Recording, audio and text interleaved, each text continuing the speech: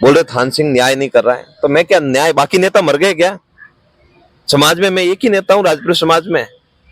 बताओ, रविंद्र सिंह भाटी के समर्थक कह रहे हैं कि थान सिंह वहां जाके बोल नहीं रहा है, तो तुम्हारे नेता को भेज दो, तुम्हारे नेता को बुला दो। तुम्हारा नेता तो बोले हर जगह मेरे ठेका ले रखा है क्या, हर जगह मैं ही बात करूंगा। जब मैं तो पोस्टमार्टम करवाने में भी राजी था। पोस्टमार्टम क्यों नहीं? मैंने तो उनको कहा पोस्टमार्टम करवाओ। मैंने कहा आपको क्या करना है, पोस्टमार्टम करवाना है या जो भी करना है आपकी मर्जी है, मेरे को क्या करना। बताओ, मैं तो वहां गया था, वो उनके परिजन आपस में बात हो रही दोनों के। मैं गरीब घर में जन्मा हूँ, मेरे पिताजी खेती करते हैं। आज इस मुश्किल समय में मुझे गिराने की जगह मेरा साथ दीजिए, मेरा कंधा मजबूत कीजिए, और मुझे कमजोर करके क्या हासिल हो जाएगा, मैं बाहर चला जाऊंगा काम करने। उनको न्याय दिलाना था बेटी को, तो डोली क्यों आते? डोली कोई सुप्रीम कोर्ट है, हाई कोर्ट है, या वहां मजिस्ट्रेट बैठता है, या कोई वहां पुलिस थाना है? और इस बिटिया को न्याय दिलाने के लिए जब भी आवश्यकता होगी, मैं उस गांव में जन्मा हूं, मैं अग्रिम पंक्ति में खड़ा मिलूंगा, लेकिन बिना बुलाए मैं नहीं जाऊंगा। मैं जब जाऊंगा जब परिजन याद करेंगे। मैं, आप बोलोगे कल उठ के कोई खड़े कर देंगे सवाल, वहां धरना चल रहा है थान सिंह क्यों नहीं जा रहा है, जब मेरी वहां इज्जत ही नहीं है, जब मुझे पूछते ही नहीं, मेरे ऊपर उल्टे आरोप लगा रहे हैं, तो फिर मैं वहां क्यों जाऊं? मैं तो वहां जाऊंगा जहां मुझे लोग बुलाएंगे और लोग मेरी इज्जत करेंगे, लोग कहेंगे थान सिंह आप लड़ो। थान सिंह जी, 3-4 दिन से एक डोली का मामला चल रहा है, उसके बारे में क्या कहोगे? सोशल मीडिया पर जम के वायरल। देखिए, सर्वप्रथम तो जो घटना घटित हुई है वो बहुत गलत है। सबसे पहले तो उस बिटिया को विनम्र श्रद्धांजलि जिसके साथ ये घटना घटित हो गई। अब मैं उसको ये कहूं कि उसको मारा गया, ये आत्महत्या, वो तो भगवान को ध्यान है। लेकिन मैं ये कह सकता हूं कि इस बिटिया को न्याय कैसे मिले, इसके ऊपर हम सबको कार्य करना चाहिए और न्यायिक जांच होनी चाहिए, मजबूती से इसकी पैरवी करनी चाहिए, ना कि सोशल मीडिया पर एक दूसरे के ऊपर आरोप लगाकर या किसी को नीचा दिखाकर या किसी को ऊपर दिखाकर इस मामले का समाधान ना हो सकता। इस मामले का समाधान तो तब होगा जब इसकी मजबूत पैरवी होगी। सोशल मीडिया पर एक वीडियो वायरल हो रहा है जिसमें आप वीडियो बनाने से मना कर रहे हो, तो उसमें कितनी सच्चाई है? देखिए, मेरी बात सुनो। एक बात होती है गांव के मामले में। देखिए, धर्मदारी गांव की वो बेटी थी। धर्मदारी से लोग 70-80 लोग, जिसमें बुजुर्ग लोग भी थे, इकट्ठा होके गांव आए। तो गांव में ना नेता वेता कुछ नहीं होता है। गांव में बुजुर्ग होते हैं, उनका बेटा हूं मैं। गांव के बुजुर्ग जब बात कर रहे होते हैं तब शायद मेरे हिसाब से पहले उनको बोलने देना चाहिए और उसके बाद अपने को अपनी बात रखनी चाहिए। और मैं तो पहले उनको कहता हूं, उनको न्याय दिलाना था बेटी को, तो डोली क्यों आते? डोली कोई सुप्रीम कोर्ट है, हाई कोर्ट है, या वहां मजिस्ट्रेट बैठता है, या कोई वहां पुलिस थाना है? उनको डोली नहीं आना था। जब अपने बुजुर्गों को साथ में लेकर वो डोली आ गए, जब अपने बुजुर्गों को साथ में लेकर डोली आ गए, तो उसके बाद उनका नैतिक धर्म बनता है कि उनकी बात को माने। और उनकी बात जब चल रही है, जो बुजुर्गों का बैठना, इस तरह की बातें करना सामाजिक रूप से सही हो सकता है, लेकिन कानूनी रूप से तो गलत है। जब कानूनी रूप से गलत है तो उनको ये गलत काम करना नहीं चाहिए था। सबसे पहले तो उनकी गलती है, गलत काम किया कानूनी रूप से। जो गलत काम है, बुजुर्गों की पंचायत है, पंचायत बिठाना। फिर बाद में इन्होंने कहा, खुद ने कहा कि इनको समाज से बहिष्कृत करो। तो जातीय फैसला तो बुजुर्गों के पास तो यही होगा कि भाई समाज से बहिष्कृत करे, उनके वो दंडित करे, ताकि ऐसी कोई गलती ना करे। तो उसमें मैं नहीं बोल सकता, मैं ऐसा काम नहीं कर सकता। तब मैंने मना किया कि आप इस तरह के जो बुजुर्ग बैठे हैं, बुजुर्ग बात कर रहे हैं, उस बात का वीडियो बनाकर कहीं मत डालो, कहीं ऐसा ना हो कि बुजुर्ग तकलीफ में आ जाए। जो उनका फैसला था परिजनों का, उस फैसले का मैंने विरोध किया। तो विरोध किया तो बच्चों ने तोड़ मरोड़ के उस वीडियो को पेश कर दिया। उससे मुझे कतई फर्क नहीं पड़ता, पर मुझे फर्क किस बात का, दुख इस बात का है कि उस वीडियो को ही देखे जा रहे हैं। कोई ये ना कह रहा है कि इस बिटिया को न्याय कैसे मिलेगा। न्याय संगत बात कोई कर ही नहीं रहा है। खुशबू राजपूत की हत्या कैसी हुई, उसके पीछे कोई वजह? देखिए, पति पत्नी दोनों थे, हम तो थे नहीं, और इसकी तो जांच करवानी चाहिए। सोशल मीडिया पे तो जांच होगी नहीं, जांच धरातल पे होगी। मैंने कोई आंदोलन हाथ में लिया है तो पहले जाके सीधा थोड़ी हाथ में लिया, उन परिजनों ने मुझे सूचित किया होगा, बात की होगी, तब जाके हाथ में लिया। ये लोग बोल रहे थान सिंह जबरदस्ती अंतिम संस्कार करा दिया। स्वतंत्र भारत है, इसमें उसके पिताजी, उसके काका जी सब आए, तो उन्होंने अपनी मर्जी से सहमति दी, तब जाकर अंतिम संस्कार हुआ। उनके फोटोज वगैरह पड़े सब लोग, तो तब जाके अंतिम संस्कार हुआ। कोई अंतिम संस्कार मैंने करवाया क्या? और मेरे गांव का है, अंतिम संस्कार में शामिल होने तो मुझे जाना पड़ेगा। इस तरह की मौत हुई है, एक अच्छी मौत हुई है, तो मुझे जाना पड़ेगा, क्यों नहीं जाऊंगा? बोल रहे थान सिंह न्याय नहीं कर रहा है, तो मैं क्या न्याय, बाकी नेता मर गए क्या? समाज में मैं एक ही नेता हूँ, राजपूत समाज में। बताओ, रविंद्र सिंह भाटी के समर्थक कह रहे हैं कि थान सिंह वहां जाके बोल नहीं रहा है, तो तुम्हारे नेता को भेज दो, तुम्हारे नेता को बुला दो। तुम्हारा नेता तो बोले हर जगह मेरे ठेका ले रखा है क्या, हर जगह मैं ही बात करूंगा। जयपुर में जब हो डॉक्टर की हत्या, तब जाके आरएलपी के कार्यकर्ता बोले, कहीं पे भी हो आरएलपी के कार्यकर्ता बोले, क्या हमारे ठेका ले रखा है पूरी सब जगह का? आप भी जाओ। मैं तो कह रहा हूँ, कई लोग जो सोशल मीडिया पे बैठे बैठे बयान दे रहे हैं, उनसे निवेदन कर रहा हूँ, आप जाओ, धरातल पे लड़ो, इस बिटिया को न्याय दिलाओ। मैं उन लोगों के साथ नहीं बैठूंगा जिनसे मेरी बनती नहीं है। अब थान सिंह का इस मामले को लेकर क्या स्टैंड रहेगा? मैं ये कह रहा हूँ कि येन कैन प्रकारेण, इस बिटिया को न्याय मिलना चाहिए। और न्याय के नाम पर कई सारी फर्जी दुकानें संचालित हो रही हैं, जो समाज से पैसा इकट्ठा करना चाहती हैं, पैसा इकट्ठा करके इस बिटिया के नाम पर खुद की जेब भरना चाहते हैं।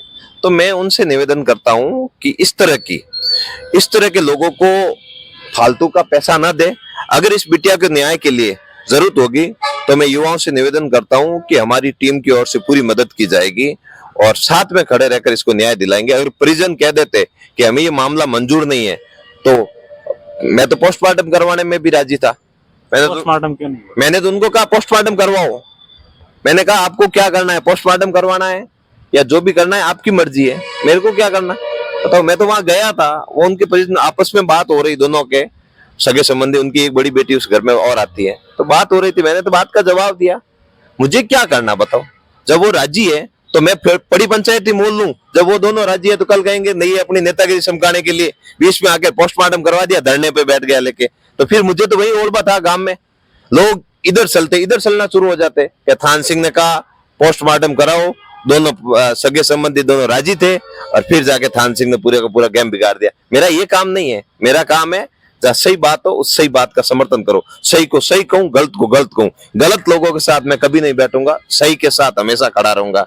क्या है बताओ, अगर परिजन मेरे परिस्थिति थे, आकर मुझे कह देते कि आपको इस न्याय की लड़ाई में पूरा का पूरा हमारे साथ खड़ा रहना, तो क्यों नहीं होता? मैं बताओ, 100% साथ में खड़ा होता, और आज भी खड़ा हूं। मेरी भावना उस बिटिया के साथ में है कि उसके साथ क्या हुआ, उसका सुसाइड है तो भी सुसाइड क्यों हुआ, हत्या हुई तो हत्या किस वजह से हुई, और हत्या क्यों की गई, हत्या के पीछे के राज क्या है, वो सच उगलाओ।